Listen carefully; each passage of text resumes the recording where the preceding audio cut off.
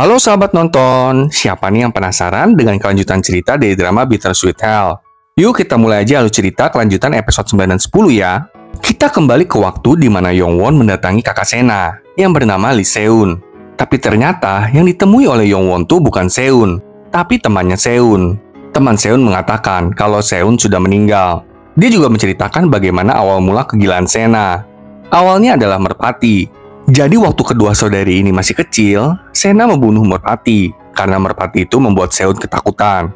Dan saat kebakaran terjadi, Sena menarik Seun untuk lari bersamanya. Tapi Seun melepaskan Sena dan mencari orang tuanya. Seun meninggal karena PTSD parah. Seun bahkan mengalami komplikasi dan gak berapa lama pun meninggal. Setelah itu, Yongwon memulai aksinya.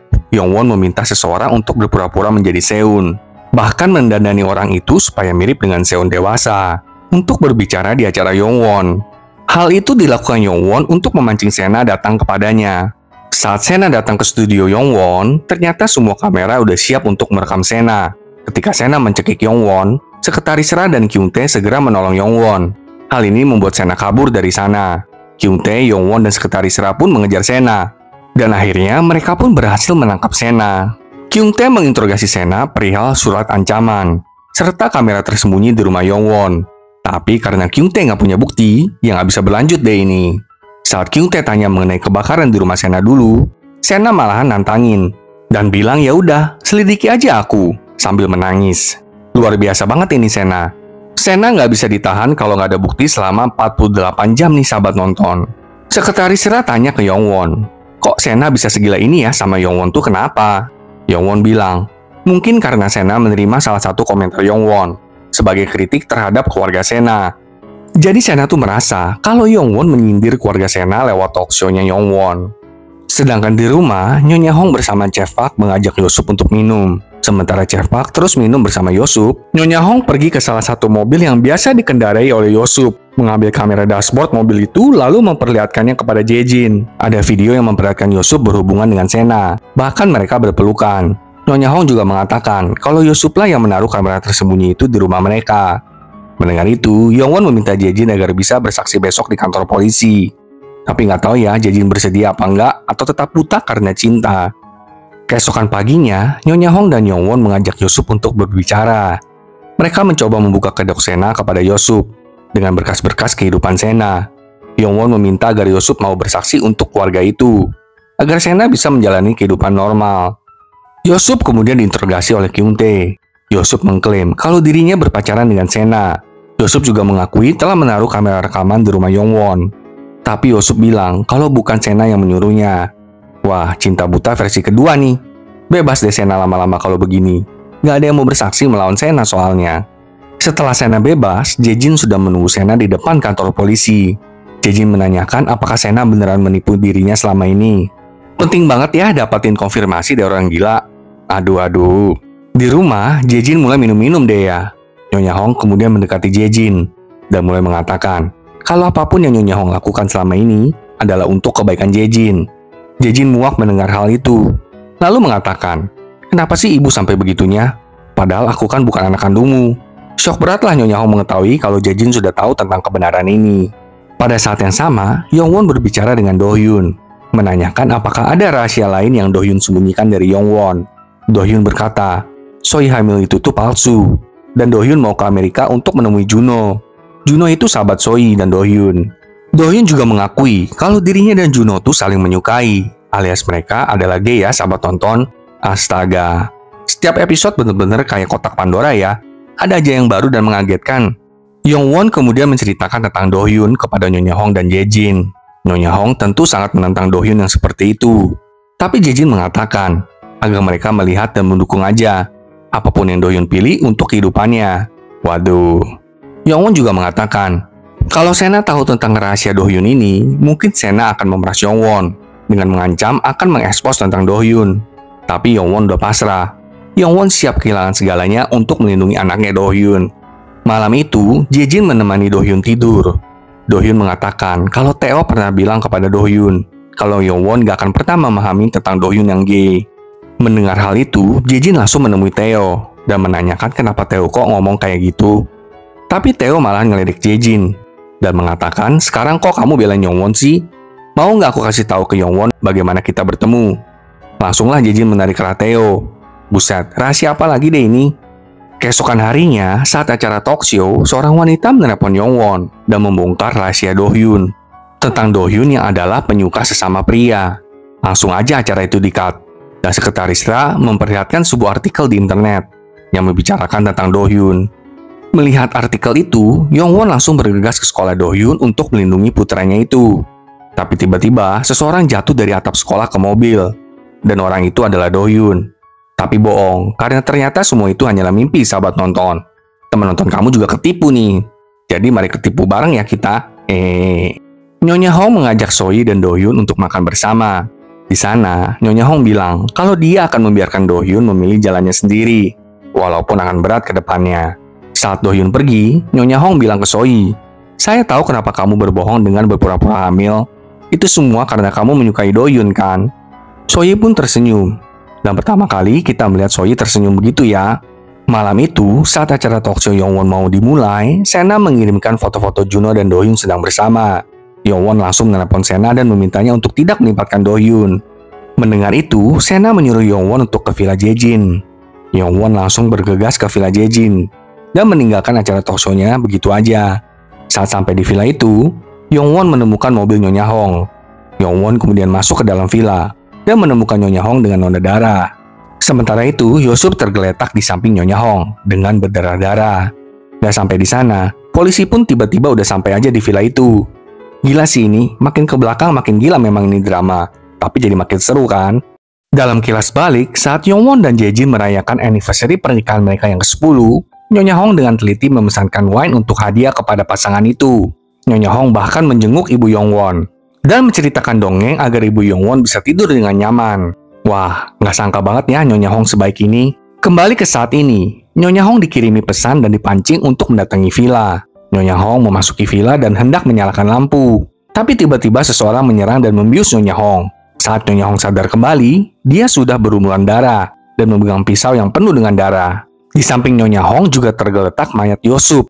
Saat itulah Yongwon masuk ke villa dan menemukan Nyonya Hong dan Yosup yang berlumuran darah. Nyonya Hong sempat menjelaskan tentang bagaimana dirinya mendapatkan pesan yang aneh yang memancingnya ke villa. Kemudian seseorang menyerang Nyonya Hong. Dan tiba-tiba saat sadar hal ini sudah terjadi. Tak lama kemudian polisi udah sampai aja ke villa dan membawa Nyonya Hong beserta Yongwon ke kantor polisi. Sedangkan Sena lewat di villa itu. Salah satu polisi juga memperhatikannya. Saat diinterogasi, secara terpisah Nyonya Hong dan Yongwon sama-sama saling membela satu sama lainnya. Karena mereka yakin kalau mereka itu dijebak. Dan pelaku sebenarnya ya si gendeng Sena. Gak sampai di sana, polisi juga memanggil Jejin dan menginterogasinya. Jejin menegaskan kalau ibu dan istrinya tidak mungkin membunuh orang. Tapi Yongwon dan Nyonya Hong tetap ditahan. Aduh, pusing banget ini. Keesokan harinya, Yongwon dibebaskan. Yongwon mengetahui kalau Nyonya Hong membela Yongwon. Tapi masalahnya, sidik jari dipisau cocok dengan Nyonya Hong. Jadi Nyonya Hong akan ditunjuk sebagai tersangka utama.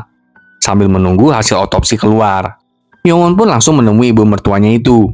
Dan Nyonya Hong menjelaskan kalau yang menyerangnya itu ternyata adalah seorang pria. Nyonya Hong mencurigai kalau pria yang menyerangnya adalah Yosup. Berarti ada seseorang yang membunuh Yosup. Mereka jadi mikirin, siapa lagi nih komplotan Sena yang lain? Apakah Theo atau laki-laki yang lain lagi? Saat Yongwon keluar dari kantor polisi, banyak wartawan menghampirinya. Jejin membantu Yongwon untuk pergi dari sana. Sedangkan Jiun bertemu dengan Theo, membahas tentang bagaimana Nyonya Hong membunuh Yosup. Theo terus mendesak Jiun untuk bertindak, untuk segera mendekati Jejin, karena kan sekarang Nyonya Hong udah nggak ada. Di tempat lain, Sung Jae memberitahu Chef Park kalau Nyonya Hong ditangkap atas dugaan pembunuhan Yosup. Melihat itu, Chef Park langsung bergegas mendatangi Nyonya Hong. Di rumah, Jejin berlutut dan meminta maaf kepada Yongwon. Jejin merasa keluarganya sampai begini ya karena ulahnya. Tapi Yongwon bilang kalau dia sekarang mau fokus ke Nyonya Hong dulu. Yongwon juga meminta Jejin untuk melindungi keluarganya. Yongmin dan Bibi Choi juga mendatangi Yongwon. Kemudian Yongwon menjelaskan kalau Nyonya Hong nggak mungkin membunuh Yosup. Seseorang pasti menjebaknya. Yongwon juga menceritakan kalau baru-baru ini memang ada orang yang mengancam keluarga. Orang itulah yang menjebak Nyonya Hong. Mendengar itu, Yongmin langsung menebak kalau orang itu adalah Sena. Di saat yang sama, polisi mendatangi rumah itu dan mengambil beberapa barang. sembari menginterogasi Bibi Choi, Yongmin, dan ART rumah itu. Saat Yongwon meminta ART-nya untuk berlibur sementara waktu, Theo mendatangi rumah itu berniat untuk mengajar Do-hyun. Tapi Yongwon meminta Theo untuk berhenti mengajar Do-hyun sementara ini. Tapi bukannya pergi, Theo malahan mendatangi para polisi dan memberikan kesaksian kalau baru-baru ini Ji-hyun berbicara dengan Nyonya Hong, lalu pergi dengan menangis. Karena hal itu, polisi lalu memanggil Ji-hyun. Ji-hyun bilang kalau Nyonya Hong itu kejam lah, mampu membunuh orang lah. Buset deh, nggak tahu terima kasih banget Ji-hyun ini. Nyonya Hong kan sponsornya Ji-hyun selama ini. Ji-hyun juga bilang kalau Nyonya Hong membuat Ji-hyun menggantikan Jae-jin untuk mengoperasi. Ji-hyun menegaskan sekali lagi kalau Nyonya Hong sanggup membunuh seseorang. Nah, di rumah nih, Jae-jin mulai mengakui kebenaran yang sesungguhnya tentang Theo kepada Yongwon. Jadi, sewaktu dulu Jae-jin menjalani terapi psikologisnya, dia bertemu dengan Theo di sana. Theo mengaku kalau dirinya juga mempunyai masalah yang sama dengan Jae-jin. Hal ini tentu membuat Jae-jin senang, karena ada yang senasib gitu. Tapi setelah dipikirkan lagi, Jae-jin merasa Theo tuh sengaja mendekati Jae-jin. Mendengar ini semua, Yongwon jadi teringat sama kesaksian Nyonya Hong tadi siang di kantor polisi yang menjelaskan tentang ciri-ciri penyerangnya. Yongwon jadi berpikir kalau penyerang itu adalah Theo. Di saat yang sama, Kyung-tae menelepon Yongwon dan memberitahunya kalau besok surat penahanan untuk Nyonya Hong akan keluar. Yongwon langsung meminta agar Jae-jin menyelidiki Theo. Dan besoknya, Nyonya Hong segera masuk ke penjara. Yongwon lalu mengunjungi Nyonya Hong. Di titik ini, hubungan mereka benar-benar melebihi ibu mertua dan menantu. Yongwon juga benar-benar bertekad untuk mengeluarkan ibu mertuanya itu dari penjara. Di tempat lain, Chef Park mendatangi villa dan mulai mewawancarai satu-satu orang di sekitar villa itu. Seorang bapak memberitahu Chef Park kalau pria muda mendatangi villa itu. Sedangkan Jae-jin, Yongmin, dan Sung Jae mulai menyelidiki Theo. Mereka mendatangi rumah sakit, di mana Theo pernah bilang kalau dirinya melakukan layanan masyarakat di rumah sakit itu. Saat Yongmin pura-pura menyamar sebagai pasien, seseorang memanggil Theo. Tapi ternyata, itu bukanlah Theo yang mereka kenal selama ini. Jadi, Theo yang mereka kenal selama ini nggak tahu siapa sebenarnya. Mendengar ini, Yongwon jadi curiga kalau Theo palsu itu adalah komplotannya Sena. Yongwon lalu mencari berkas-berkas konselingnya dulu, dan mencari seorang laki-laki yang kira-kira gejalanya mirip dengan Sena. Akhirnya Yongwon menemukan berkas itu. Seorang ibu pernah berkonsultasi dengan Yongwon mengenai anaknya, yang bernama Oh Ji-wan. Yongwon jadi mencurigai kalau Oh Ji-wan itu adalah Theo palsu. Jae-jin, Yongmin, dan Sung Jae mendatangi panti asuhan, yang biasa Sena kunjungi. Di sana, Yongmin mengetahui kalau Theo palsu juga sering ke panti asuhan itu. Jae-jin langsung menelepon Yongwon, dan menjelaskan kalau Sena dan Theo palsu memang berhubungan. Dan nama asli Theo palsu adalah Oh Tae-wan. Mendengar itu, Yongwon jadi mengingat masa lalu, kalau Oh Ji-wan dan Oh Tae-wan itu kembar. Saat yang sama, Chef Park mengirimkan pesan, dan mengatakan kalau ada pria mencurigakan yang berkeliaran di sekitar villa, beserta dengan komposit gambar wajah pria itu, yaitulah si Oh Tae-wan alias Theo palsu. Di tempat lain, Sena mendatangi Oh Tae-wan. Sena meminta Tae-wan untuk bersembunyi, karena telah nge-frame Nyonya Hong. Nah, benar kan kalau mereka komplotan? Berarti benar ya, Tae-wan lah yang membunuh Yosup dan menyerang Nyonya Hong. Jadi dulu, Tae-wan yang sudah dewasa melihat Yongwon di televisi. Dia merasa marah karena Tae-wan mengingat konsultasi ibunya dulu dengan Yongwon. Padahal di konsultasi dulu itu, Yongwon gak ngomong hal yang menyinggung ibu Tae-wan loh.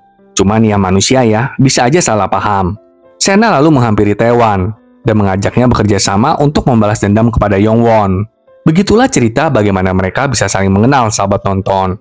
Saat Tae-wan hendak pergi untuk bersembunyi sesuai dengan perintah Sena, Do-hyun tiba-tiba mengirimkan pesan dan mengatakan kalau Yongwon tidak memihak Do-hyun. Meminta Tae-wan untuk menyelamatkannya. Membaca pesan itu, Tae-wan langsung gak jadi pergi. Hal ini cuma akal-akalan keluarga Yongwon aja ya, sahabat nonton, demi membuat Tae-wan mengaku. Di kantor polisi, tiba-tiba seseorang menelepon dan mengatakan informasi tentang pembunuh sebenarnya di villa. Penelepon itu meninggalkan sebuah alamat. Kyung-tae beserta timnya langsung menuju ke alamat itu. Sedangkan kita melihat Sena mulai merekayasa apartemen Tae-wan agar terlihat seperti pelaku pembunuh di villa. Walaupun memang benar, Tae-wan lah yang membunuh Yosup. Tae-wan akhirnya tiba di rumah Yongwon. Tae-wan lalu bertanya di mana Do-hyun kepada Yongwon. Langsunglah Yongwon mengatakan fakta kalau Tae-wan itu dari panti asuhan.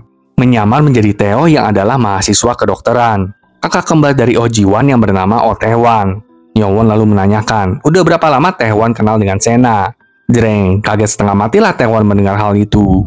Wah, akhirnya semua keluarga bersatu ya demi mengungkap kebenaran. Minggu depan adalah episode terakhir nih, sahabat nonton. Jangan lupa saksikan ya. Sampai jumpa.